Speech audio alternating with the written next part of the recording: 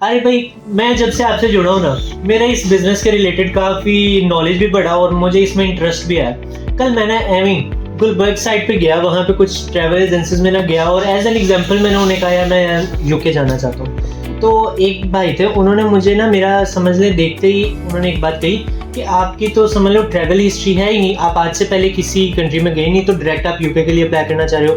अब बहुत से ऐसे लोग हैं जो जाना चाहते हैं बाहर के मुल्क और उनके कुछ हैं जिनकी ट्रैवल हिस्ट्री बहुत अच्छी है, कई ममालिक में पहले फिरे हैं, और बजाय एक बंदा है जिसके जो पहली मर्तबा जाना चाहता है। तो ट्रैवल हिस्ट्री का क्या रोल है, उसका वीज़ा लगेगा नहीं लगेगा इस चीज़ में, या वीज़ा कंसल्टेंसी के अंदर इसके रोल के बारे में भी बताएं। देखिए, ट्रैवल हिस्ट्री डजंट मैटर, बिल्कुल भी मैटर नहीं करती, बिल्कुल नहीं करती। मुझे एक चीज बताएं, क्या अमेरिका का वीजा ब्लैंक पासपोर्ट पे नहीं लगता? क्या कनाडा का वीजा ब्लैंक पासपोर्ट पे नहीं लगता? मेरा तो उस बंदे ने दिल तोड़ दिया। बाबा, क्या यूके का वीजा ब्लैंक पासपोर्ट पे नहीं लगता? क्या ऑस्ट्रेलिया का वीजा ब्लैंक पासपोर्ट पे नहीं लगता? लगते हैं वीजा। मैंने आपको मेरी जो जितनी वीडियोस है मैंने क्या बोला है, वीजा एक लक सिस्टम है। ये लक बड़ी मैटर करती है, ये डॉक्यूमेंटेशन मैटर नहीं करती, ये लक मैटर करती है। डॉक्यूमेंटेशन जस्ट एक फॉर्मेलिटी है, एक फॉर्मेलिटी है।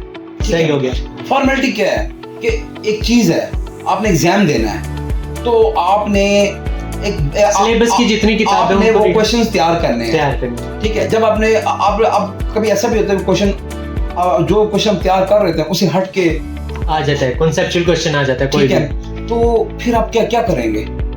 वहां पे अपना दिमाग यूज करेंगे ना।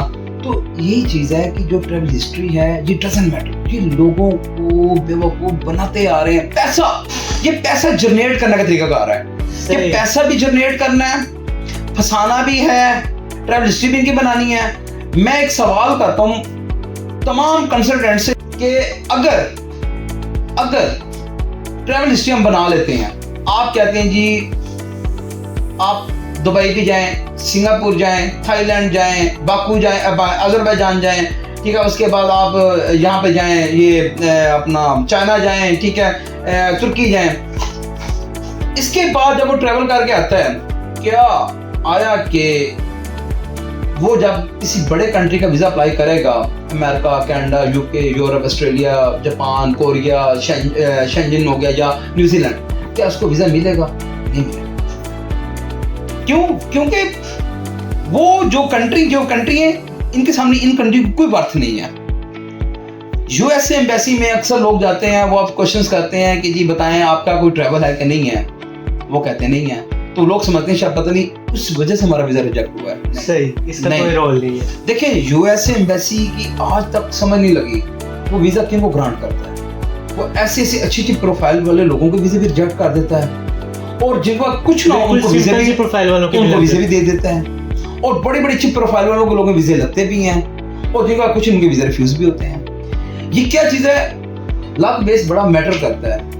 और वीजा जो डॉक्यूमेंट जो सिर्फ ये जो अमेरिका का वीजा ये इंटरव्यू बेस पे वीजा, बाकी जितने कंट्रीज हैं वो सारे डॉक्यूमेंटेशन बेस पे हैं। अब कई लोग हैं जिनकी बैंक स्टेटमेंट खास नहीं होती, उनके वीजे भी लगते हैं। अब कुछ लोग ऐसे भी हैं जिनके पास ना टैक्स रिटर्न होती है, उनके वीजे भी लगते हैं। और कुछ ऐसे लोग हैं जिनकी अभी इन्होंने रिसेंटली एनटीएन बनाया है और अप्लाई किया, उनके वीजे लग भी जाते हैं। ये सारा होता है लक बेस बड़ा मैटर करता है वीजे के ऊपर। और फिर अल्लाह ताला बहुत गफूर और रहीम है, जब जिस बंदे का दाना पानी जब लिखा होता है ना, उस टाइम उसने जाना होता है। क्यों हम कहते हैं कि ये अमेरिका का वीजा अभी रिजेक्ट हुआ है, कल फिर अप्लाई करें, फिर रिजेक्ट हुआ, फिर अप्लाई करें, फिर रिजेक्ट हुआ, फिर अप्लाई करें, फिर रिजेक्ट हुआ, फिर अप्लाई, फिर रिजेक्ट हुआ। क्यों? क्योंकि उसका वो वक्त मुकर्रर किया गया था अल्लाह ताला ने कि अब इसका काम होगा, वहां पे दाना पानी लिखा गया। ये जो कंसल्टेंट हैं, जो बिजनेस कर रहे हैं, ये हमें कितने सालों से बेवकूफ बनाते आ रहे हैं। और अगर चलो ट्रैवल हिस्ट्री जिनकी बन भी जाती है, बाद में उनके वीजे लग भी जाते हैं, तो उनकी किस्मत में वो चीज लिखी हुई है, वो टाइम मुकर्रर किया गया है कि आपका वहां पे दाना पानी लिखा हुआ है। कोरोए पासपोर्ट पे, ब्लैंक पासपोर्ट पे लोगों के वीजे लगे हैं, लग भी रहे हैं, लगते भी हैं। ट्रैवल हिस्ट्री वाला सिर्फ एक टॉपिक ड्रामा है। दूसरी बात, आप लोग मुझे एक चीज बताएं, मैं आवाम से बात कर रहा हूं कि आजकल इस दौर में अगर आप किसी एक दो कंट्री में ट्रेवल करके आते हैं, एक बंदा तो कम से कम 4-5-6 लाख का एक्सपेंस लग जाता है। 4-5-6 लाख का मतलब जानते हैं कि आपने उस कंट्री में जाके विजिट करके आए और दोबारा आके किसी बड़े कंट्री में वीजा अप्लाई, इस चीज की क्या गारंटी कि वो आपको वीजा देगा? कोई गारंटी नहीं है। ठीक है, तो आप लोग अपने पैसों की हिफाजत करें, ना पैसे वेस्ट करें ना टाइम वेस्ट करें। ये लोग बेवकूफ़ बनाते आ रहे हैं, सोशल मीडिया पे आप लोगों को दिखाते हैं देखिए वीज़ा लाकर आ गया है, क्लाइंट बैठा दिया है, देखिए या ये लग रहा है। ये बेवकूफ़ पे बेवकूफ़ बनाते आ रहे हैं और आप बेवकूफ़ बनते आ रहे हैं और कब तक बनेंगे?